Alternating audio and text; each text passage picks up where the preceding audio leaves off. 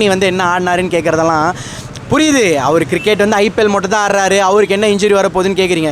தோனியோட வயசு என்ன ஆகுது, அவரோட வயசு என்ன ஆகுது, அவரோட வயசுக்கு வந்து எப்போ கிரிக்கெட் ஆடினாரு என்ன ஆச்சுன்னு கேட்குறீங்களே, இந்த கொஸ்டின் வேலிடா? போன வருஷமே இன்ஜுரியாக இருந்தால் என்னத்துக்கு ஆப்ஷனில் வராரு? என்ன சொல்கிறேன்னா, அந்த 18-19 ஓவரில் ஒரு பெரிய ப்ரெஷர் இருக்கும்போது அவர் ஓடி தான் ஆகணும்னு, அவரோட இன்ஜுரி வந்து இன்னுமே ஸ்ட்ரெயின் ஆகிடுச்சுன்னா, இன்னுமே ரொம்ப சீரியஸ் ஆகிடுச்சுன்னா என்ன தோனி வச்சு என்ன இப்போது தோனியை வச்சு ஸ்கேம் பண்ணுறோன்றது எந்த ஃபேன்ஸு சொல்கிறாங்க? நான் கேட்குறதுக்கு பதில் சொல்லுங்கள். தோனி ஸ்கேம் பண்ணுறாரு இல்லை தோனியை வச்சு ஸ்கேம் பண்ணுறாங்க அப்படின்னு யார் சொல்கிறது? எந்த ஃபேன்ஸு சொல்கிறாங்க?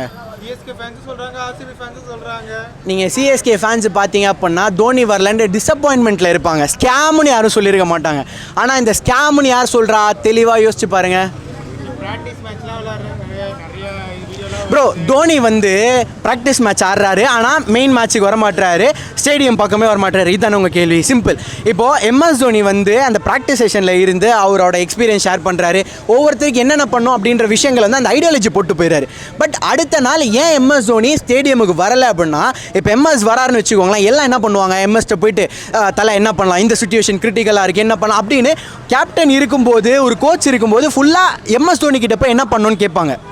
அது வந்து நடக்கக்கூடாது அப்படின்றது தான் எம்எஸோட ஐடியாவாக இருக்கும். மற்றபடி அவரை வச்சு யாரும் வந்து ஸ்கேம் எல்லாம் பண்ணலை. ப்ரோ, அவர் இப்போ இன்ஜுரி இருக்குது, ஓகேவா? இன்ஜுரி இருக்கிறதுனால அவரால் ஆட முடியல. நம்ம அவர் ரிட்டையர்மெண்ட் ஆகி போனதுக்கப்புறம் கோச்சாக வராரா மென்டாராக வராரான்றது அப்புறம் பேசிப்போம். இப்போ டீமில் இருக்கார்ல, இப்போ இன்ஜுரியில் இருக்கார்ல, இன்ஜுரியில் இருக்கிறவரை இன்ஜுரியில் இருக்கிறத நம்ம அப்படியே விட்டுருணும்னு நினைக்கிறேன். அவரை உட்காந்து நோண்டிக்கிட்டு ஸ்கேம் பண்ணுறாங்க. ஏன்னா நான் என்ன கேட்குறேன்னா, ஸ்கேம் பண்ணுறாரு அப்படின்னா சிஎஸ்கே ஃபேன்ஸ் வந்து எம்எஸ் வரலன்னு மிஸ் தான் பண்ணுறாங்க. ஆனால் ஒரு சில ஃபேன்ஸ் வந்து ஏன் உங்களை வச்சு ஸ்கேம் பண்ணுறீங்க அதெல்லாம் கேட்குறாங்க. நான் என்ன கேட்குறேன், ஸ்கேம் உங்களை வச்சு பண்ணுறாங்களா? ஸ்கேமே பண்ணலை அவங்க பண்ணாலும் சேப்பாக்கு வர ஆடியன்ஸுக்கிட்ட டிக்கெட் வருது போகுது அப்படின்றதால நாங்கள் பார்த்துக்குறோம். நீங்கள் உங்களோட ஸ்டேடியம் எங்கே, உங்களோட ஹோம் கிரவுண்ட் எங்கே, நீங்கள் எதுக்கு வந்து இந்த ஸ்கேம் பற்றி பேசுகிற? Simple question. நீ எதுக்கு இங்கே வந்து கதற? ஒரே கேள்வி தான். நிறைய பேர் சிஎஸ்கே ஃபேன்ஸுக்கு தலை ஆடாதது ஒரு டிசப்பாயின்மெண்ட் தான். ஒரு சில பேருக்கு ஒரு அந்த என்ன கன்ஃபியூஷன்லாம் இருக்கும். பட் எம்எஸ் உள்ளே வந்தார் அப்படின்னா எம்எஸ்கிட்டே எல்லாமே போய்டும். கேப்டன்சிலேருந்து எல்லாம் அவர்கிட்டே கேட்பாங்கன்றதுனால தான் அவர் வரலன்றது நான் அப்படி தான் நினைக்கிறேன். இன்ஜுரியோட லெவல்னு ஒன்று இருக்குல்ல. இப்போ எம்எஸ் தோனி வந்து ஓரளவுக்கு ரெக்கவர் ஆகிட்டாருன்ற மாதிரியான நியூஸும் வருதா? அதை வச்சு தானே இவங்க ஸ்கேம்ன்றாங்க. ஸோ அந்த ரெக்கவரியில் அவர் வந்து ஆடுறாரு, அந்த ப்ராக்டிஸ் செஷனில் இருந்து யங்ஸ்டர்ஸுக்கு கைட் பண்ணுறது, அந்த எக்ஸ்பீரியன்ஸ் எல்லாம் ஷேர் பண்ணுறாரு. பட் அந்த லாஸ்ட் ஒரு 18-19 ரன்ஸு அந்த லாஸ்ட் 18th-19th ஓவரில் வந்து உங்களுக்கு ஓடணும் அப்படின்னா எம்எஸ் தோனினால் ஓட முடியாது. இது நம்ம லாஸ்ட் ஃபியூ சீசன்ஸ் நல்லா நோட்டீஸ் பண்ணியிருக்கோம். முட்டி காலி, அதனால தான் அவரால் கீப்பும் வந்து பண்ண முடியல. அட்லீஸ்ட் இம்பாக்ட் லிஸ்ட்டில் இப்போது நாங்கள் ஸ்கேம் எல்லாம் சொல்கிறீங்கல்ல, இந்த ஸ்கேம் எல்லாம் பண்ணுறாங்கன்னு, அப்படி ஸ்கேம் பண்ணுற மாதிரி இருந்தால் எம்எஸ்ஸை வந்து இம்பாக்ட் லிஸ்ட்டில் வச்சுருக்கலாம்ல. இல்லை எம்எஸ்ஸை வச்சு இவங்க வந்து எம்எஸ் வருவார் அப்படின்னு இவங்க இந்த டீம் சைட்லேயே ஏதாச்சும் ஒன்று சொல்லாமே, ஏன் சொல்ல?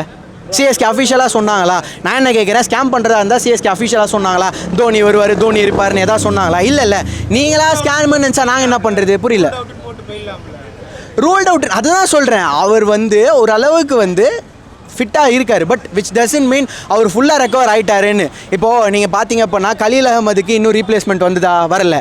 ஆயுஷ் மாத்திரைக்கு பதிலாக தான் உள்ள அவரை ரீப்ளேஸ்மெண்ட்டாக ஆகாஷ் மதுவெல்லாம் கொண்டு வந்திருக்காங்க. ஸோ அவங்க இன்னுமே டைம் வச்சு பார்த்து தான் இது பண்ணுவாங்க. டூ ஏர்லி வேணான்னு நினைக்கிறாங்க. ஏன்னா இப்போ நீங்கள் திருப்பியும் வந்து போய் ஒரு யங்ஸ்டரோ யாரோ எடுக்கிறாங்க அப்படின்னா தோனி அங்கே பண்ண முடிஞ்ச விஷயத்த பண்ண முடியாதுல்ல. அவ்வளோதான், சிம்பிள். ப்ரோ, தோனி ஆடுவார் ப்ரோ, கண்டிப்பாக. ஒரு மேட்ச் இல்லை 2 மேட்ச் கண்டிப்பாக ஆடிடுவார். அட்லீஸ்ட் தோனியை பற்றி நீங்கள் ஒரு விஷயம் புரிஞ்சுக்கிட்டே ஆகணும். நிறைய கிரிட்டிக்கலான சுச்சுவேஷனில் அவரோட இன்ஜுரியெல்லாம் பயங்கரமாக இருக்கும்போதும் வந்து ஆடின மனுஷன் எம்எஸ் தோனி. அதெல்லாம் அவர் பார்க்கவே மாட்டார். போன சீசன்லாம் அவருக்கு முட்டி காலி, பட் இருந்தாலும் அந்த கேப்டன்சி பண்ண யாருமே இல்லை அப்படி இப்படின்னு எடுத்துகிட்டு அவரே பண்ணி கொடுத்து லாஸ்ட் 1-2 ரன்னெல்லாம் ஓடாமல் எவ்வளோ கஷ்டப்பட்டுருப்பாருன்றதை பார்த்தோம். ஸோ அவர் மேலே வந்து நம்ம ஃபுல்லாக இது பண்ணாமல் எப்போ டீமுக்கு தேவையோ கரெக்டாக தோனி உள்ள வருவார். இந்த சீசன் என்ன இன்ஜுரின்னு இன்ஃபார்ம் பண்ணாங்களா, என்னன்ட்டு வச்சு சொன்னாங்களா? ஆயுஷ் மாத்திரைக்கு சொன்னாங்களா? ஆயுஷ் மாத்திரைக்கு லிட்டரலாக என்ன ஆச்சுன்றதை நம்மளே பார்த்தோமா இல்லையா? அது அஃபிஷியலாக ஒரு அனௌன்ஸ்மெண்ட் கொடுத்தாங்க. எம்எஸ் தோனிக்கு வந்து என்ன இன்ஜுரின்றதை முன்னாடியே சொல்லிட்டாங்க. அவருக்கு லெக் இன்ஜுரி, அது எக்ஸாக்டாக எனக்கு இப்போ ரீகால் பண்ண முடியல. பட் என்ன இன்ஜுரின்றதை சொல்லிட்டாங்க. எந்த அளவுக்கு சீரியஸாக இருக்குன்றதான் சொல்ல, பட் கூடிய சீக்கிரத்தில் வந்துருவார் அப்படின்றதும் சொல்கிறாங்க. நீ வந்து என்ன ஆடினாருன்னு கேட்குறதெல்லாம் புரியுது, அவர் கிரிக்கெட் வந்து ஐபிஎல் மட்டும் தான் ஆடுறாரு, அவருக்கு என்ன இன்ஜுரி வரப்போகுதுன்னு கேட்குறீங்க. தோனியோட வயசு என்ன ஆகுது? அவரோட வயசு என்ன ஆகுது? அவரோட வயசுக்கு வந்து எப்போ கிரிக்கெட் ஆடினாரு, என்ன ஆச்சுன்னு கேட்குறீங்களே, இந்த கொஸ்டின் வேலிடா? போன வருஷமே இன்ஜுரியாக இருந்தால் என்னத்துக்கு ஆப்ஷனில் வராரு? புரியல. ஆப்ஷன்லேயே வராமல் இருந்திருக்கலாம்ல தோனி. ஒரு சில டைமு டீம் அப்படின்ற ஒரு விஷயம் இருக்குது. டீம் எக்ஸாக்டாக என்ன விஷயங்கள் வந்து செட் ஆகுது செட் ஆகலைன்ற ஒரு விஷயம் இருக்குது. ஆல்ரெடி ரவீந்திர ஜடேஜாவை என்ன பண்ணோம், ட்ரேட் பண்ணிட்டோம். இருக்கிற ஒரு சில பேட்ஸ்மேன்ஸு, ஒரு சில பவுலர்ஸு நம்ம வந்து 10 ரனாகவே விட்டோம். டஃப் கால்ஸ் எல்லாம் எடுத்திருக்கோம். இந்த நேரத்தில் எம்எஸ் தோனியும் இல்லை, ஃபுல்லாகவே யங்ஸ்டர்ஸ் அப்படின்னா டீம் பயங்கரமாக சஃபர் ஆகும். இப்போ ஆல்ரெடி அவர் இருந்து அவர் ஒரு சில விஷயம் கைட் பண்ணி எக்ஸ்பீரியன்ஸை ஷேர் பண்ணும்போதே டீம் இப்போ சஃபர் ஆகுது. எம்எஸ் தோனியே இல்லை அப்படின்னா அந்த இருக்க ஹோப்பும் இருக்காது. எம்எஸ் தோனி இருக்க, நான் என்ன கேட்குறேன், அவர் இருக்காரு, ஆடுறாரு, இல்லை அதெல்லாம் பிரச்சனை கிடையாது. நீங்கள் ஏன் இவ்வளோ கதறீங்க? அதுக்கு தான் தோனி வச்சிருக்கீங்களா? எதுக்கு தான் தோனியை வச்சுருக்கீங்களா? மாதிரி வந்து ஹைப் ஏற்றுறதுக்கு ஒரு பக்கம். ஹைப் ஏற்றுறதுக்குன்னா நாங்கள் மொதல் மேட்ச்சில் இருந்து அவர் இம்பாக்ட் லிஸ்ட்லேயோ இல்லை அவர் வந்து வெறும் கீப் மட்டும் பண்ண விட்டுருக்கலாமே. எதுக்கு லிஸ்ட்டில் வச்சுட்டு இது பண்ணி, எந்த லிஸ்ட்டில் வச்சுக்கிட்டு? மேயர் லிஸ்ட்டில் வச்சுட்டு வர வைக்கலாம். இந்த மேட்ச் வருவார். எங்கேயுமே வந்து இந்த மேட்ச் வருவார், அடுத்த மேட்ச் வருவாருன்னு சிஎஸ்கேயோட அஃபீஷியல் சைடில் இருந்தோ இல்லை சிஎஸ்கே அஃபீஷியல்ஸே யாரும் சொல்ல. நீங்களாக போய் ட்விட்டர்லையோ இன்ஸ்டாகிராம்லையோ இந்த மாதிரி அடுத்த மேட்ச் வருவார், அடுத்த மேட்ச் வர நீங்கள் பார்த்தீங்கன்னா அதுக்கு மேனேஜ்மெண்ட் எப்படி ரெஸ்பான்சிபிள் ஆவாங்க? இதெல்லாம் சென்ஸ்லெஸ். நீங்கள் பார்க்குற விஷயத்துக்கெல்லாம் மேனேஜ்மெண்ட் ரிப்ளை பண்ணணும்னா எதிர்பார்க்காதீங்க. மேனேஜ்மெண்ட்ல தான் போடுறாங்க, ஏர்போர்ட்டில் வந்திருக்காரு, கிரவுண்டுக்கு வந்திருக்காருலாம் போட்டு. இப்போ நீங்கள் என்ன சொல்கிறீங்க, எம்எஸ் தோனி வந்து உங்களுக்கு பிளேயிங் லெவலில் இல்லைனா எம்எஸ் தோனி டீமோட ட்ராவல் பண்ணக்கூடாது, ஸ்டேடியமில் வந்து ப்ராக்டிஸ் பண்ணக்கூடாதுன்றீங்களா? கிரிக்கெட் தெரிஞ்சவன் யாரும் இந்த கேள்வியை கேட்க மாட்டான். என்ன ப்ரோ? ஹைப் பண்ணி ஃபேன்ஸை வந்து ஏமாத்தக்கூடாது சொல்கிறோம். என்ன ஹைப்? அந்த ஹைப் என்ன ஹைப்புன்னு சொல்லுங்களேன். தோனி வந்து இந்த இப்போ ஹைப்பு நான் சொல்லிட்டா, ஹைப்பு வந்து நாளைக்கு வந்து தோனி வரத்துக்கு வாய்ப்பு இருக்குது அப்படின்னு சொல்லிட்டு தோனியை இறக்கலாம். ஒரு ஹைப் பண்ணிட்டு இது பண்ணலையே அப்படின்றது இருக்குது. இல்லை ஒரு என்ன போஸ்ட் போடுறாங்க, ஏர்போர்ட்டில் வந்துட்டாரு, கிரவுண்டுக்குள்ள இருக்காரு மாதிரி போடுறாங்க. வெறும் எம்எஸ் தோனிக்கு மட்டும்தான் போடுறாங்களா? இப்போ ஆயுஷ் மாத்திரை ரூல்ட் அவுட் தானே. ஆயுஷ் மாத்திரை ரூல்ட் அவுட் மென்ஷன் பண்ணிட்டாங்களே. ஆயுஷ் மாத்திரை இன்னைக்கு மேட்ச்சில் இருந்தார், டக் அவுட்டில் இருந்தார். மென்ஷன் பண்ணிட்டாங்க. மென்ஷன் பண்ணாம ஏர்போர்ட்ல இருக்க, கிரவுண்ட்ல இருக்கான்னா ஃபேன்ஸ் வருவாருன்னு நினைச்சு தானே ஹைப் ஆவாங்க. ப்ரோ, நம்மளா ஒரு விஷயத்தை அசியூம் பண்ணிக்கிட்டு அவர் வருவாருன்னு நினச்சி நம்ம ஒன்று பண்ணுறோம் அப்படின்னா நம்ம வந்து எதுவும் ப்ளேம் பண்ண முடியாது. அன்லெஸ் ஆர் அன்டில் அவங்க அஃபீஷியல் ஸ்டேட்மெண்ட்டை விட்டுருந்து நம்ம இது பண்ணால் பரவாயில்ல. மேட்ச் பார்க்குறாங்க சிஎஸ்கே ஃபேன்ஸ். அதே தான் ப்ரோ நானும் சொல்கிறேன். இப்போ தோனிக்காக நிறைய பேர் மேட்ச் பார்க்குறாங்க அப்படின்றீங்கள. இப்போ இந்த டிக்கெட் சேல்ஸ் பண்ணோம், இல்லை இந்த டிக்கெட்டை வச்சு ஒரு சில விஷயம் பண்ணணும் அப்படின்னா எம்எஸ் தோனியை அவங்க வந்து பிளேயிங் லெவலில் ஆட வைக்கலாமே. ஏன் அதை பண்ணலை? புரிஞ்சுக்கோங்க. ஏன் பண்ணலன்னா இன்ஜுரி ப்ரோ. அஃபிஷியலாக இன்ஜுரி இல்லைன்னு சொல்லலையா? ருத்ராஜ் கெய்க்வாடை வந்து இந்த மேட்ச்க்கு அப்புறம்லாம் வந்து கேட்பாங்க. அந்த வீடியோஸ் பார்த்தீங்கன்னா தெரிஞ்சிருக்கும். ப்ரோ சிம்பிள் ப்ரோ, இப்போல்லாம் வந்து ஒரு ஃப்ரான்ச்சைஸ் வந்து ஸ்கேம் பண்ணோம் அப்படிலாம் கிடையாது. உங்களுக்கு அந்த ஹைப் இருக்கணும் அப்படின்னா எம்எஸ் தோனியை வந்து சரி நீங்கள் சும்மா போங்க, ஃப்ளெமிங்ஸ் வந்து நடுவில் வராருல்ல, அந்த ஒரு டைம் அவுட்டில் வந்து வராருல, அந்த மாதிரி உங்களுக்கு ஹைப்பு காமிக்கணும், உங்களுக்கு டிக்கெட் சேல்ஸ் பண்ணால் அந்த மாதிரி நேரத்தில் எம்எஸ் தோனி உள்ளே இறக்கி விடலாமே. போங்க போய் பேசுங்க, ஒரு 2 நிமிஷம் போய் பேசிட்டு வாங்கன்னு. அதே போதும்னு நினைக்கிறேன். அதே ஒரு பெரிய ஹைப்புக்கோ இல்லை அதே ஒரு இதுக்கோ போதும்னு நினைக்கிறேன். நீங்களாக ஒரு விஷயத்தை எக்ஸ்பெக்ட் பண்ணிவிட்டு அது நடக்கல அப்படின்னா சிஎஸ்கே மேனேஜ்மெண்ட் வந்து ஃப்ராடு ஸ்கேம் பண்ணுறாங்க அப்படின்னா அது வந்து சுத்தமாக சென்ஸ்லெஸ் அப்படின்னு நினைக்கிறேன். உங்களோட எக்ஸ்பெக்டேஷனும் இமேஜினேஷனும் கம்மி பண்ணுங்கள். எக்ஸ்பெக்ட் பண்ணுறது தப்பு இல்லை, இமேஜினேஷன் பண்ணிவிட்டு அதுக்கு அந்த ஃப்ரான்ச்சைஸி அடிக்கிறது தப்பு தான். ஒரு மேட்ச் முன்னாடி டோனியோட ஃபோட்டோ போடுறாங்க, அப்புறம் வேற எந்த மேட்ச்சுக்கும் போட மாட்டாங்க. நான் ஒன்று சொல்லவா, எம்எஸ் தோனி முந்தின நாள் போடுறாங்க, அப்புறம் வந்து போட மாட்டாங்க. அதான் எம்எஸ் தோனி, ஒரு ருத்ராஜ் கெய்க்வாடு சிஎஸ்கேக்கு, அதே மாதிரி நீங்கள் கேஎல் ராகுல் வந்து டிசிக்கு, இதெல்லாம் எடுத்து பார்த்தீங்க அப்படின்னா இப்போது டிசியில் கேப்டன் யார், அக்ஷர் பட்டேல். ஆனால் இப்போ பிராண்ட் வேல்யூவும் பிராண்டும் யாரை வச்சு ஏற்றுறாங்க, கேஎல் ராகுல்.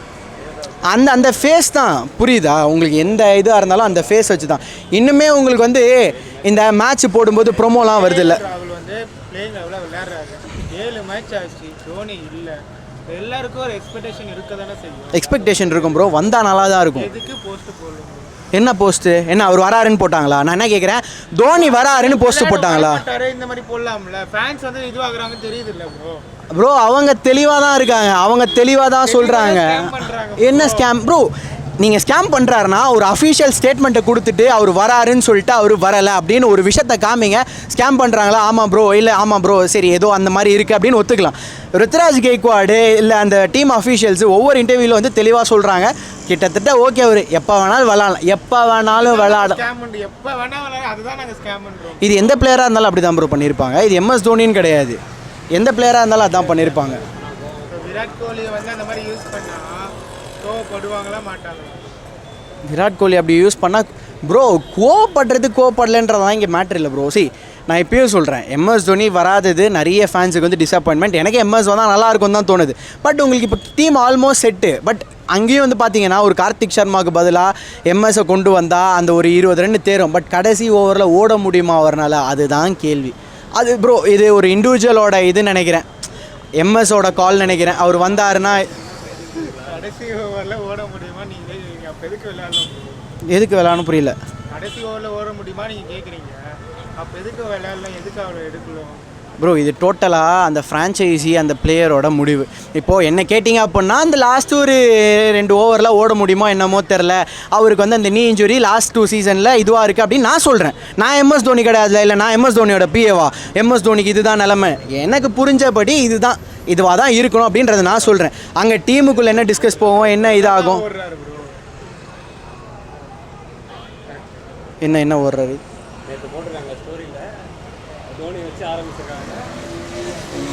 எங்கே ஓடுறாரு?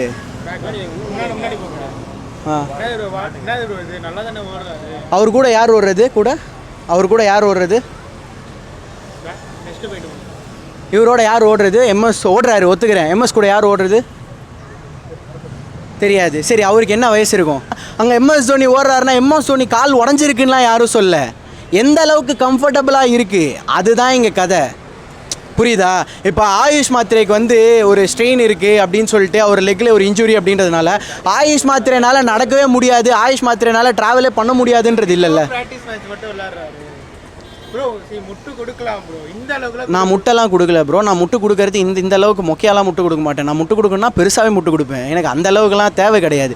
ப்ராக்டிஸ் மேட்ச்சில் எம்எஸ் தோனி அந்த ரன்ஸ் இன் பிட்வீனில் ஓடுற வீடியோ இருக்கா? அதை காமிங்க, அதை வச்சு நான் பேசுகிறேன். இன் பிட்வீனில் எம்எஸ் தோனி போய் அந்த ரன்ஸ் ஓடுறது, அந்த 6, 4லாம் அடிக்காமல் இன் பிட்வீனில் அந்த 1, 2 அடிக்கிறது ஓடுறது, அதெல்லாம் காமிங்க. நான் என்ன சொல்கிறேன்னா, சரி நீங்கள் தேட முடியாது ஃபைன். நான் என்ன சொல்கிறேன்னா, அந்த 18, 19 ஓவரில் ஒரு பெரிய ப்ரெஷர் இருக்கும்போது அவர் ஓடி தான் ஆகணும்னு, அவர் இன்ஜுரி வந்து இன்னுமே ஸ்ட்ரெயின் ஆகிடுச்சுன்னா, இன்னுமே ரொம்ப சீரியஸ் ஆகிடுச்சுன்னா